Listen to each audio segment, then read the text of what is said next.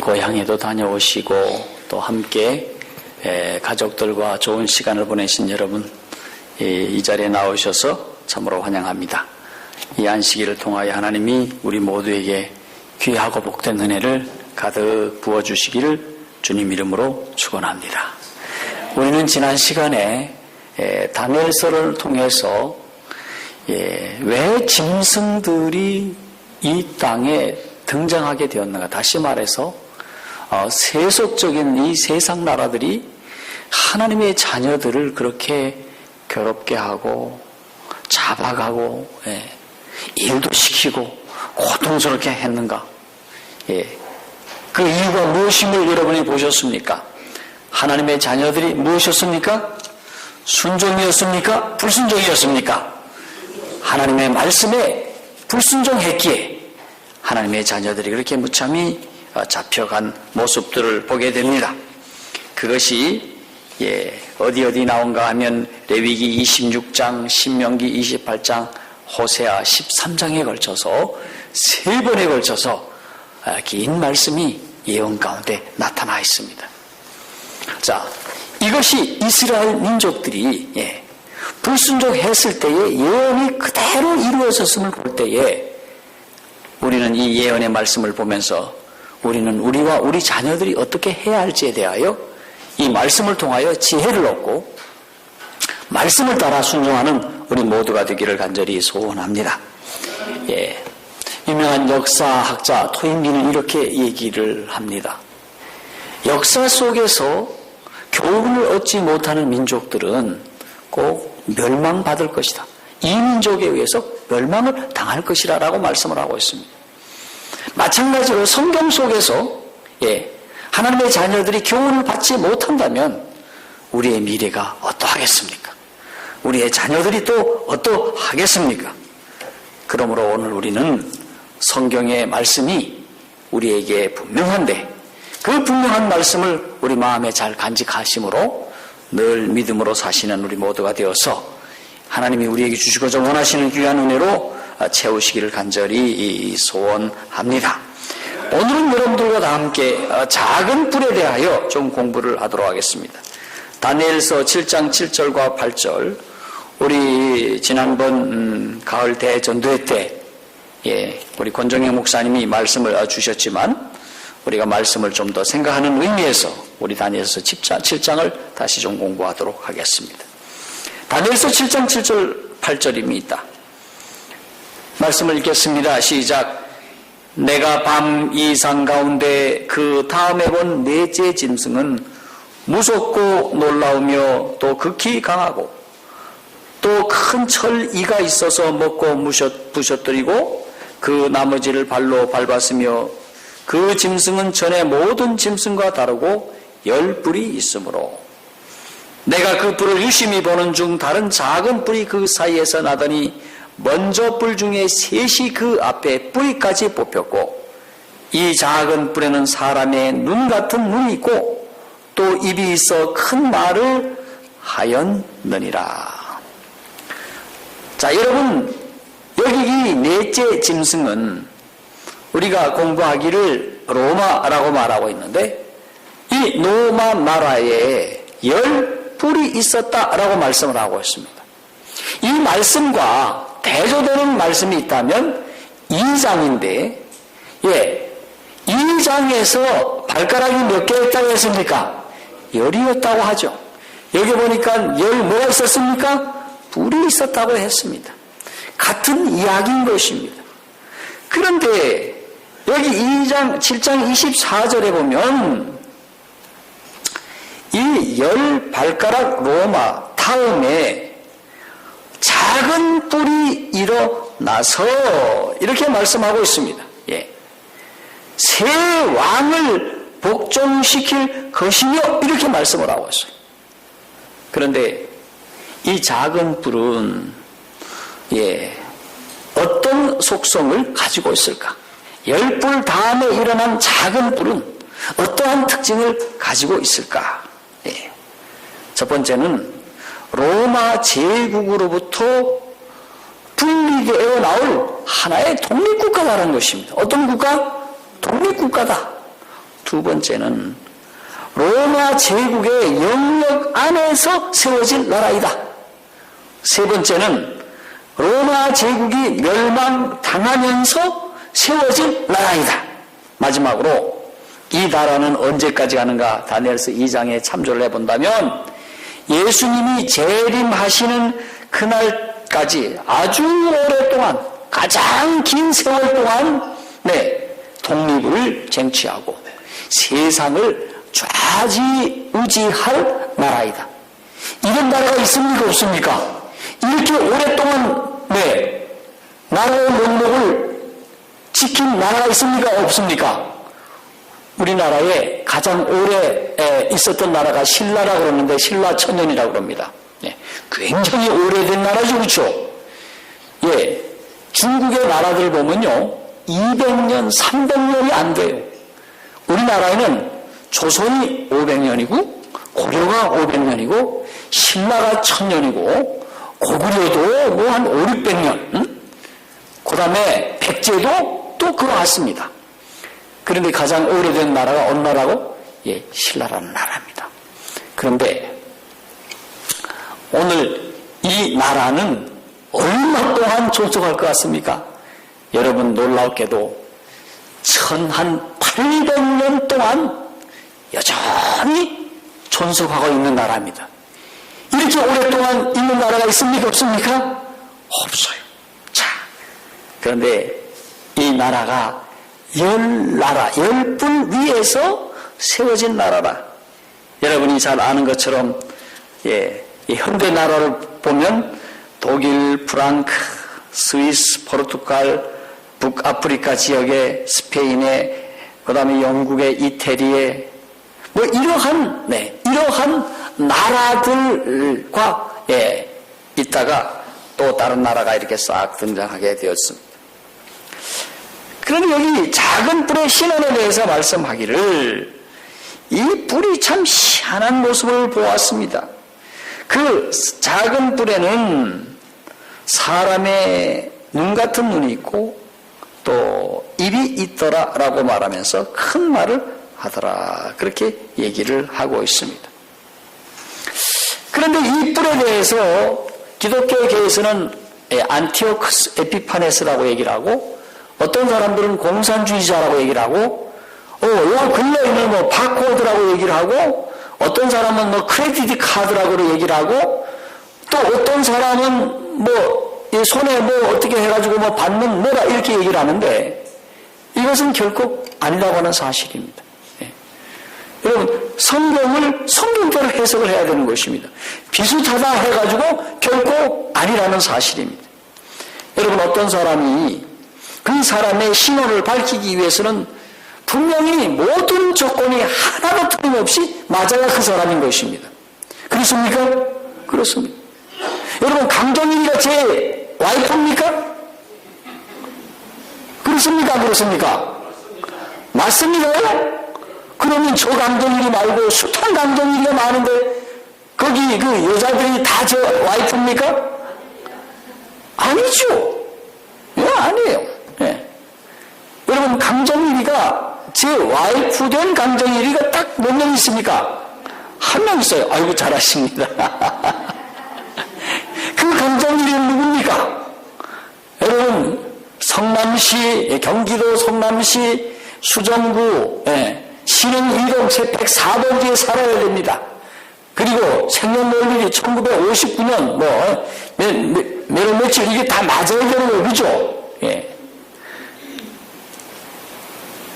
이렇게 맞지 않으면 결코 제 와이프가 아니죠. 그렇죠? 제가 언제 한번 말씀드렸잖아요. 저희 장인어른의 고종을 찾았다고요. 가봤더니 사진도 비슷하고 주소도 비슷하고 모두 다 비슷해요. 사변 때 내려온 것도 다 인민군한테 붙잡혀가지고 인민군으로 나온 것 거기에 뭐 전투했던 뭐 얘기고 뭐 붙잡혀갔던 얘기 다 똑같아. 근데 딱 하나가 틀려요. 뭐가 틀려요? 살았던 고향이 틀려. 그러니까 아이고 다 맞아도 한 가지가 틀리니까 아니더라고. 마찬가지인 것입니다. 오늘 여기 나타난 이 작은 뿔의 신원이 한 가지만 틀려도 아니라는 것입니다.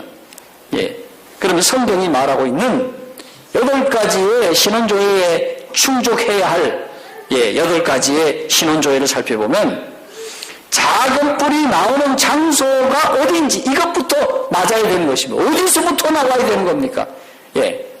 강정일이는 누구로부터 나와야 돼요? 그 아버지 어머니로부터 나와야지 맞죠? 그렇죠? 그렇습니까? 안 그렇습니까? 그 아버지 그 어머니에게서 나와야 되는 거예요. 마찬가지로 이 작은 뿔이 나온 장소가 어디여야 됩니까? 바로 보니까 로마에서 나왔다. 여기 다니엘 7, 8절에 내가 그 뿔을 유심히 보는 중에 다른 작은 뿔이 그 사이에 나더니 어디에서 났다는 것입니까? 10뿔 사이에서 나왔다. 다시 말해서 10나라가 존재하는 가운데서 나왔다는 것입니다. 그래야 이게 진짜라는 것입니다. 그렇습니까? 그래요. 두 번째는 언제 나오느냐? 10뿔로 나누어진 이후에 10뿔 중에서 나왔다는 것입니다. 다시 말해서 로마 제국이 망하고 10나라가 일어난 후에 나왔다고 하는 사실입니다. 이것은 7장 8절과 20절과 24절에 그렇게 말씀하고 있어요. 그 다음에 세 번째는 주변 국가들과의 관계를 보니 이 뿔이 비록 작다 하더라도 동료보다 강하여 세 뿔을 그 앞에서 어떻게 했습니까? 뽑아버렸다. 세 나라를 어떻게 했습니까? 뿌리채 뽑았다. 이 세 나라를 멸망시켰다 하는 것이 아닙니까? 그런데 이 세 나라는 헤르리와 반달족과 동고투족인데 기독교 이단이었습니다. 아리우스파라고 하는 그러한 파였는데 이 파는 예수님의 신성을 부인하고 성령의 신성을 부인하는 그러한 파였어요. 그래서 당시에 제노 황제에 의해서 그 이후에 유스티니아누스라고 하는 황제에 의해서 이 세 나라가 로마 교황하고 결탁을 해서 멸망시킵니다. 그래서 이 세 나라가 뿌리채 뽑히게 된 것입니다. 그 다음에 이 뿔은, 이 나라는 하나님과 어떤 관계를 맺고 있는가 보면 말로 지극히 높으신 자 하나님을 대적했다라고 말씀을 하고 있습니다. 말로 지극히 높으신 하나님을 뭐하고 있다? 대적을 했다 하는 것입니다. 대적을 했다. 무엇으로? 말로.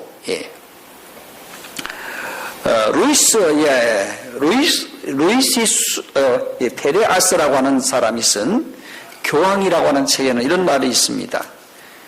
교황은 그토록 큰 위엄과 높음 때문에 한 사람의 인간이 아니라 말하자면 하나님이요 하나님의 대리자이다. 교황은 말하자면 땅 위의 하나님이요 그리스도를 신실히 믿는 사람들의 유일한 지배자이며 많은 권세를 가진 중 왕이라. 그리고 그에게 전지하신 하나님께서 땅 위의 하나님의 대리자로서 그런 양들을 메고 푸는 가장 큰 권세를 가지고 행동한다. 그는 누구라고 말하고 있습니까? 하나님이라고 얘기를 해요. 하나님의 대리자라고 얘기를 했습니다. 자, 그럴 때 그는 어떻게 말하였습니까? 큰 말을 하게 되었다.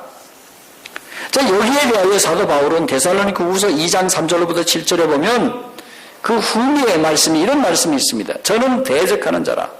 범사에 일컫는 하나님이나 숭배함을 받는 자 위에 뛰어나 자존하여 하나님의 성전에 앉아 자기를 보여 하나님이라 하느니라. 자기를 가리켜서 누구라 말했다고요? 하나님이라 이렇게 얘기를 했다는 것입니다. 어떻게 이렇게 자기를 하나님이라고 할 수 있을까? 여러분, 이 교황권을 살펴보면 그들이 가지고 있는 전통과 전승을 하나님의 말씀인 성경보다 하나님의 계명인 십계명보다 더 어떻게 쳤습니까? 더 높이, 더 가치 있게 치부해서 하나님의 말씀을 폐하기도 하고 하나님의 계명도 폐하는 그런 일들을 서슴없이 자행한다고 하는 사실입니다. 그럴 뿐만 아니라 나아가서 하나님만이 죄를 용서할 수 있는데 사람의 죄를 그들이 용서를 했다고 하는 사실입니다. 여러분, 하나님이 죄를 용서하실 수 있죠, 그렇죠? 그런데 누가 용서합니까?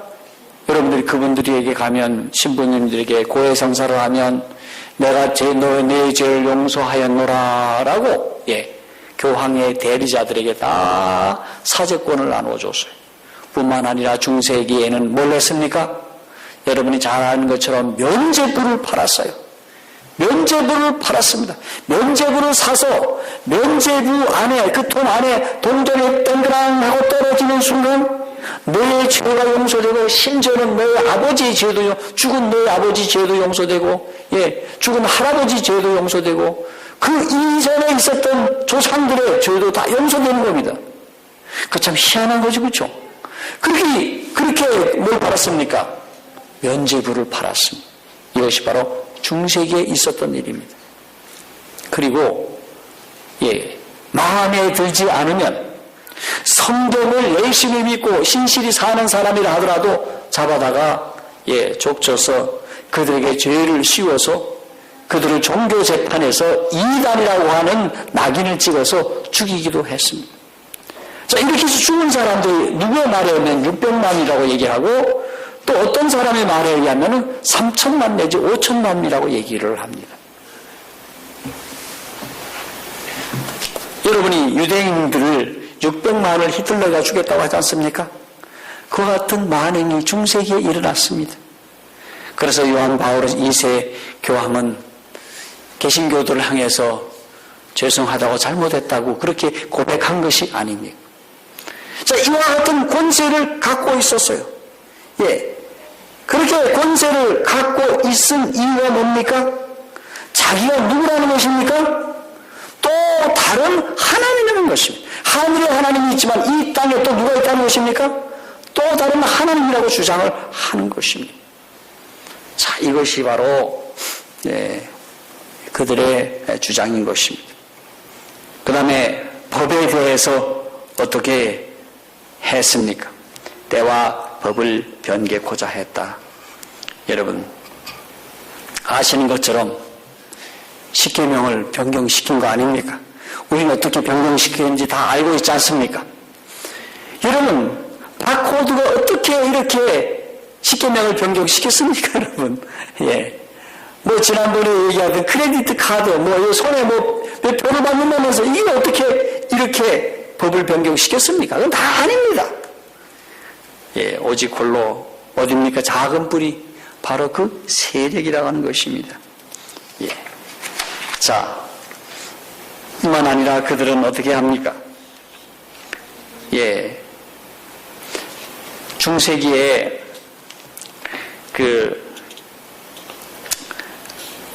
동로마 제국의 레오 3세 황제하고 콘스탄티노플 대주교가 종교회의에서 성상이 우상숭배니까 이 우상을 없애자라고 제안을 했습니다. 교회를 오니까 베드로상도 있고 모세상도 있고 예수상도 있고 마리아상도 있고, 여러분이 큰 교회당에 가보면 교회 안에 빼곡히 들어차 있는 성상들을 보게 됩니다. 그런데 그 성상들에 대해서 없애야 된다라고 얘기를 했을 때, 특별히 회교도들이 기독교도들을 향해서 당신네들은 우상숭배니까 이거 반드시 없애자고 얘기를 했을 때 그들이 적극 옹호를 합니다. 그레고리 3세라고 하는 교황이 일어나서 적극 옹호를 합니다. 그러면서 동로마하고 서로마 이 나라들이 전쟁을 하기도 하고 서로 갈등을 하게 되는데, 이 동로마 교회와 서로마 교회가 분리가 되는 것이 아닙니까? 그때에 이 그레고리 3세라고 하는 교황이 일어나서 이렇게 얘기를 합니다. 하나님은 성만찬에서와 마찬가지로 만들어 놓은 우상에도 임하신다. 뭐라고요? 성만찬을 할 때 신부님이 이는 내 살이요 이는 내 피라 그러면 그것을 딱 먹으면 그것이 예수님의 피가 되고 예수님의 살이 되어서 우리 몸속에 들어간다는 것입니다. 그러니까 그거 매주마다 마셔야 됩니까? 그렇습니까? 그렇습니까? 그래가지고 그분들은요, 매주마다 안 마시면요, 아주 필리핀 가니까 난리가 나요. 마시고 싶어요. 예수님의 피고 살이니까.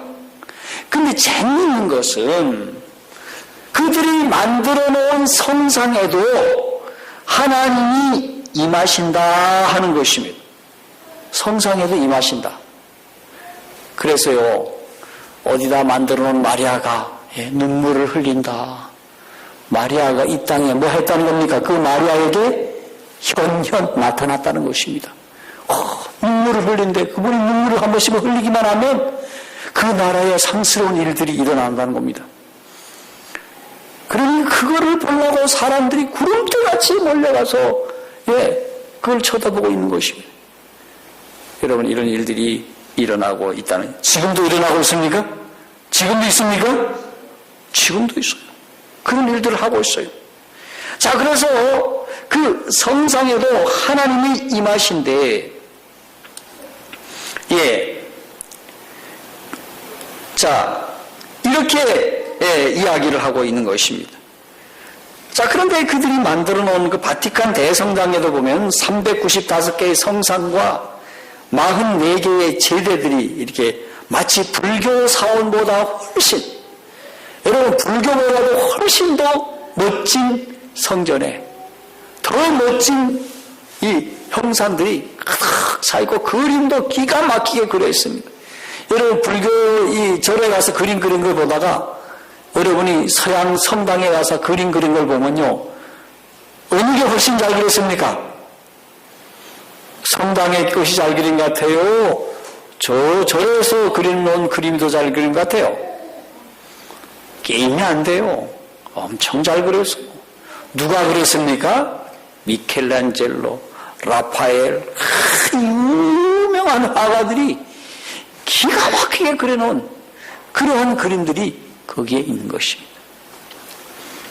자, 마지막으로 이 작은 불이 성도와의 관계는 어떤가? 성도들을 괴롭게 할 것이요, 그리고 핍박하여 이긴다라고 말씀을 하고 있어요. 얼마 동안? 한때, 두때, 반때. 우리가 아시는 것처럼 1260년 동안. 그렇지만은 맨 마지막에 중요한 7장 26절의 말씀이 중요한 것입니다. 그러나 심판이 시작된 즉 그는 권세를 빼앗기고 끝까지 멸망할 것이요. 뭐가 시작되면요? 심판이 시작되면 결국에 가서는 어떻게 된다? 그가 나라를 빼앗게 될 것이라 라고 말씀을 하고 있어요. 자, 이것이 아주 중요한 말씀인 것입니다.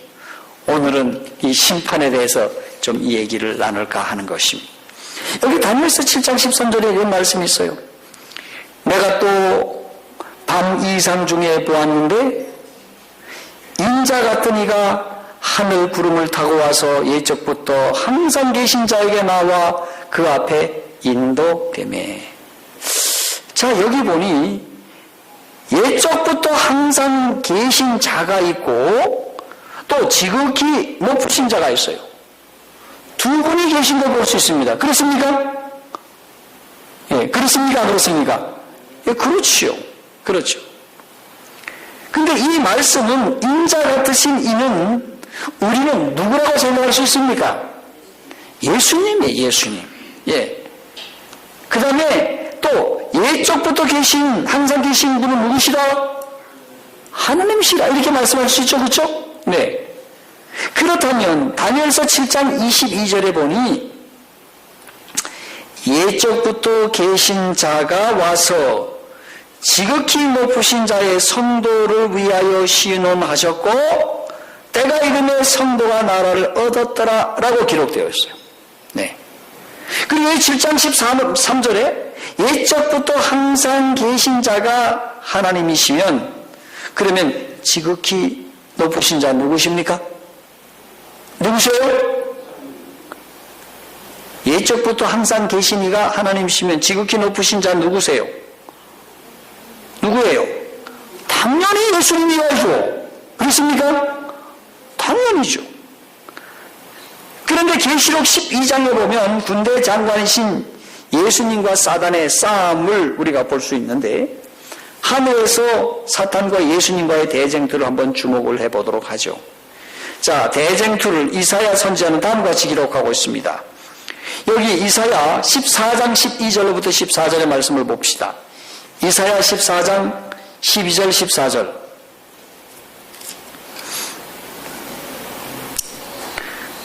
예.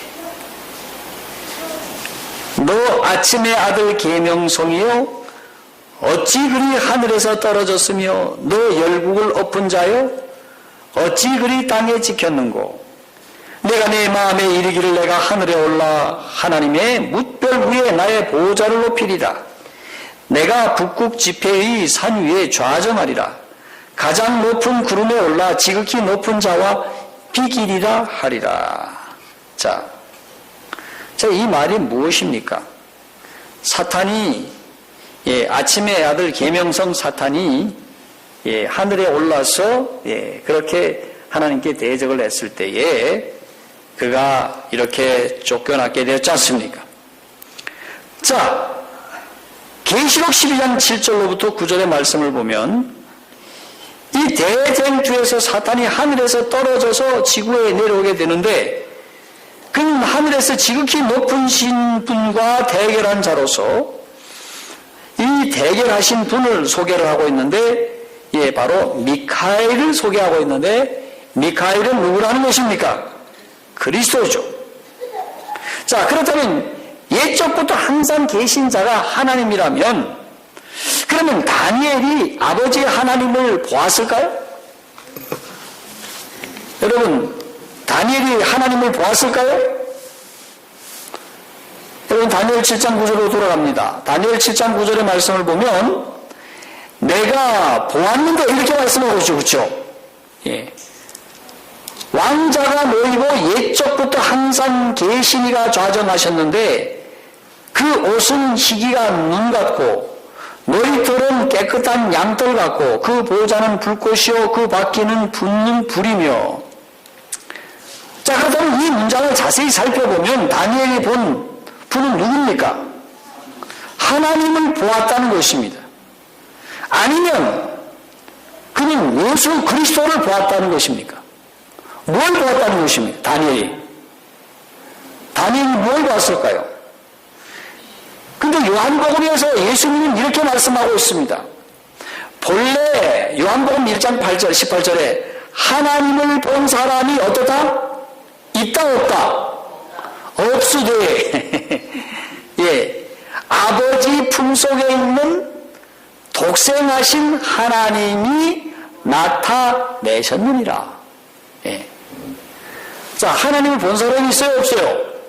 만약에 예수님이 다니엘이 보았으나 다른 사람은 못 보았으다 이렇게 얘기해야 되지. 맞죠? 그렇죠? 다니엘이 봤다면. 근데 하나님 보좌 옆에서 같이 계셨던 이 예수님이 본래 하나님을 본 사람이 없으려 이렇게 얘기를 했으니 다니엘이 봤다 못 봤다? 못 봤다는 것입니다. 그러면 다니엘이 도대체 뭐를 봤느냐는 것입니다. 자, 디모데전서 6장 16절의 말씀을 보겠습니다. 디모데전서 6장 16절에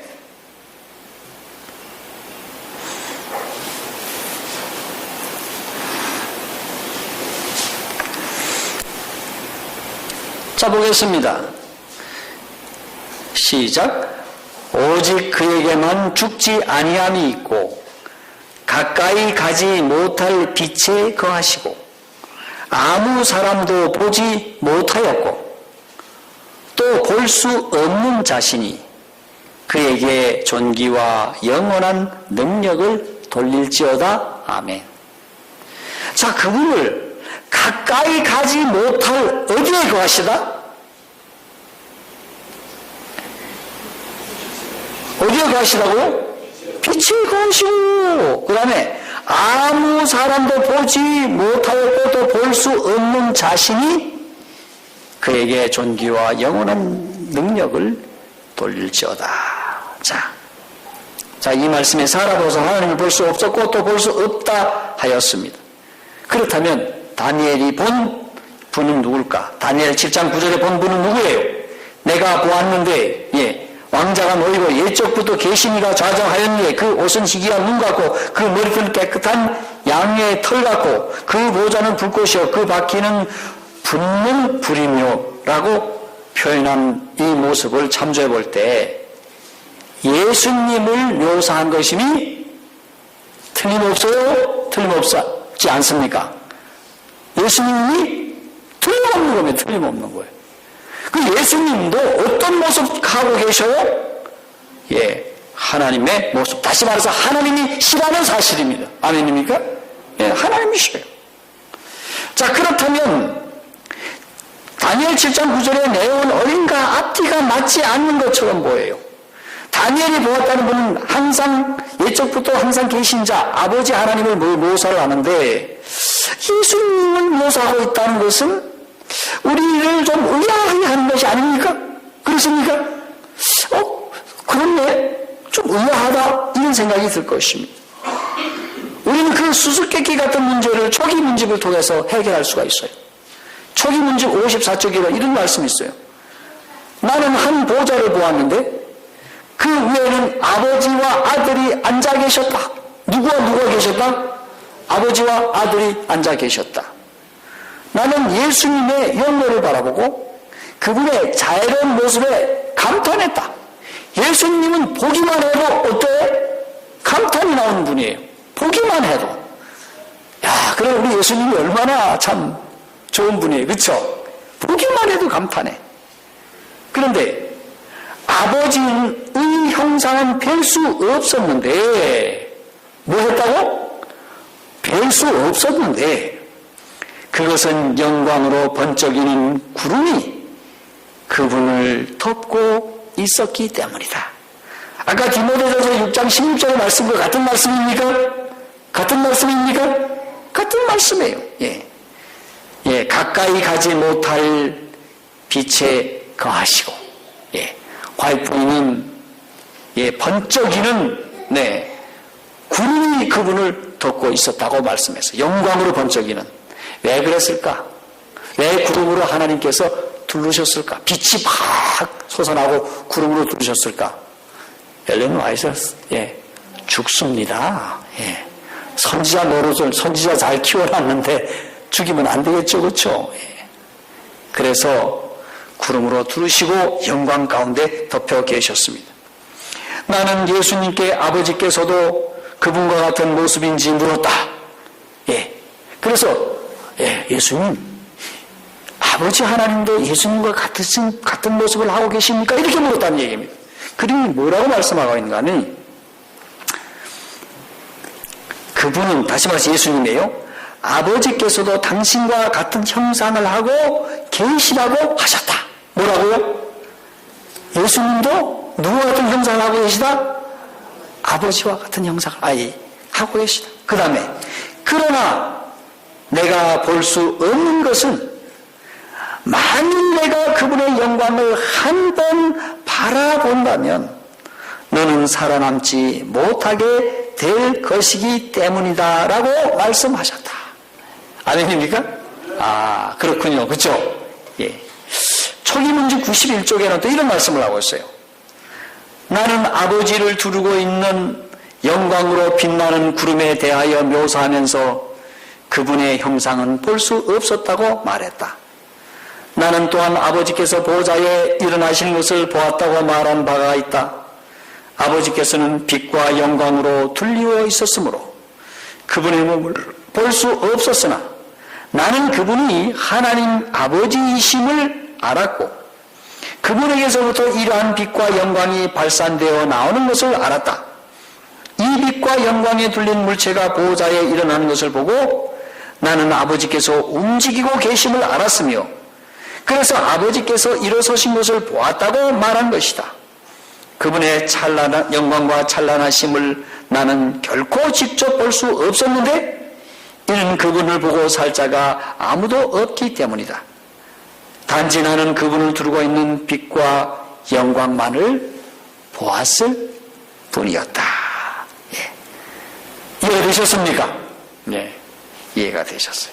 그러므로 다니엘이 본 것은 아버지의 영광으로 나타낸 빛이었지 아버지를 본 것이 아니었습니다. 자, 여기 7장에 보면 하나님의 나라가 인수인계되는 과정이 나타납니다. 네, 뭐가 나타난다고요? 하나님의 나라가 인수인계되는 과정과 재림전 심판이 나타나는 것을 보고 있습니다. 자, 하나님께서는 지구를 창조하시고 지구의 대표권을 아담, 하와에게 주셨습니다. 그런데 아담과 하와가 하나님의 말씀을 어기고 그들은 지구의 대표권을 박탈당하게 되었습니다. 자, 그랬을 때에 이 사탄으로부터 지구 대표권을 뺏기게 되었는데, 자, 여기 보면 사탄이 온전히 지구의 통치권을 가졌습니까? 가졌습니까? 갖지 못했습니까? 가졌어요? 마귀가 이 지구 통치권을 온전히 다 가졌습니까? 네? 저 집사님이 진짜 똑똑하셔. 진짜 잘하셔. 만드시긴 누가 만드셨어요? 근데 아담 하와에게는 뭘 주셨습니까? 천지기를 주셨어요. 근데 마귀가 이 아담 하와를 타락시킴으로 천지기 직분을 가졌는데 자기는 뭐 하는 겁니까? 통치권을 가졌다고 주장을 하는 것입니다. 그게 언제 나옵니까? 예수님이 이 땅에 오셔서 침례를 받으시고 광야에서 하나님 앞에 기도를 드리려고 할 때에 사탄이 이렇게 얘기를 합니다. 뭐라고 얘기를 합니까? 내가 내게 절하면 이 모든 것을 너에게 뭐 한다? 주겠다. 그것은 진실입니까? 사실입니까? 진실입니까? 거짓이에요? 사실이에요? 여러분, 우리는 욥기 1장 6절로부터 7절 12절에 보면 이 욥을 통해서 알 수가 있습니다. 이제 하나님의 아들들이 장자총회하려 하늘에 갔을 때에 하나님이 이 사탄에게 너 땅에서 왔다 그러니 내 종 욥을 보았느냐 그랬더니 하는 말이 뭐라고 합니까? 하나님이 너무너무 욥을 사랑해가지고 너무 많이 주시니까 욥이 하나님을 사랑하는 거 아닙니까? 그렇게 얘기를 합니다. 그러면서 욥을 어떻게 하겠다는 것입니까? 욥을 어떻게 건들면요 하나님 버릴 겁니다. 그것이었어요. 그때 하나님께서 사탄에게 이렇게 얘기를 합니다. 욥기 1장 12절에 내가 그의 소유물을 다 내 손에 붙이노라 오직 그의 몸에는 내 손을 대지 말라 이렇게 말씀을 했는데, 다시 말해서 욥에게 시험할 수 있는 고난을 허락해 주셨습니다. 여기에서 무엇이 나타나 있습니까? 무엇이 나타나 있습니까? 소유권이 누구에게 있다는 사실을 말하고 있습니까? 마귀에게, 사탄에게. 소유권은, 생명권은 누구에게 있다? 나에게 있다. 이것을 은연중에 말씀하고 있는 것입니다. 자, 그러나 예수님이 이 땅에 오셨을 때에 자, 어떤 말씀을 하고 있습니까? 요한복음 12장 31, 33절에 보면 이제 이 세상에 심판이 이르렀으니 이 세상 임금이 쫓겨나리라. 내가 땅에서 들리면 모든 사람을 내게로 이끌겠노라 하시니 이렇게 말씀하시면 자기가 어떠한 죽음으로 죽을 것을 보이셨습니다. 우리 주님이 이 땅에 오셔서 십자가에 달려 돌아가심으로 세상의 임금이 자기가 차지한 그 왕자에서 내려올 수밖에 없었습니다. 하나님께서 그냥 묵인하신 것이지, 그가 이렇게 십자가에 달려 돌아가심을 통해서 그는 쫓겨나게 되었습니다. 자, 시래에서는 686, 687쪽에는 이런 말씀을 하고 있어요. 이제 유혹자는 무서운 최후의 투쟁으로 나왔다. 이 일을 위하여 유혹자는 그리스도께서 봉사하시는 3년 반 동안 준비해왔다. 사탄은 이 일에 모든 것을 걸었다. 그가 여기서 실패하면 패권을 잡으려던 그의 희망이 좌절될 것이며 세계는 마침내 그리스도의 나라가 될 것이고 그 자신도 실패하고 쫓겨날 것이었다. 그러나 만일 그리스도께서 실패하신다면 지구는 영원히 그의 권세 아래 있게 될 것이었다. 자, 이렇게 말씀을 하고 있습니다. 그런데 예수께서 성공하셨습니까? 성공하셨어요. 그때 누가복음 10장 18절에 예수께서 이르시되 사탄이 하늘에서 번개같이 떨어지는 것을 내가 보았노라. 예. 계시록 12장 10절에는 이제 우리 하나님의 구원과 능력과 나라와 또 그리스도의 권세가 이루어졌으니 우리 형세를 참소하던 자 곧 우리 하나님 앞에 밤낮 참소하던 자가 쫓겨났고 어디서 쫓겨났습니까? 그의 왕자의 자리에서 쫓겨나게 되었 것입니다. 예, 하늘에서 그래서 쫓겨났어요.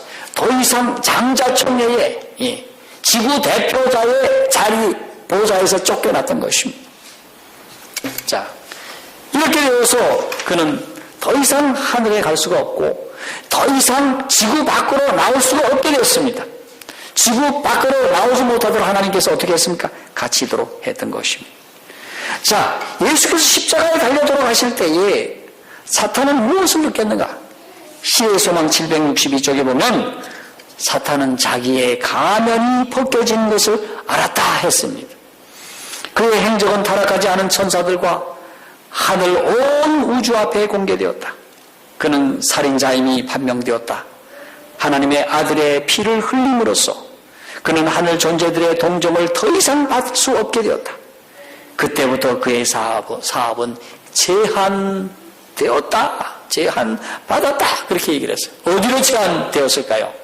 지구 밖에 제한을 할 수 없어요. 바깥으로 나갈 수밖에 없어요. 나갈 수 없어요. 자, 그래서 이 사탄에게 빼앗겼던 지구가 결국은 누구에게로 돌아왔습니까? 예수님에게로 돌아와요.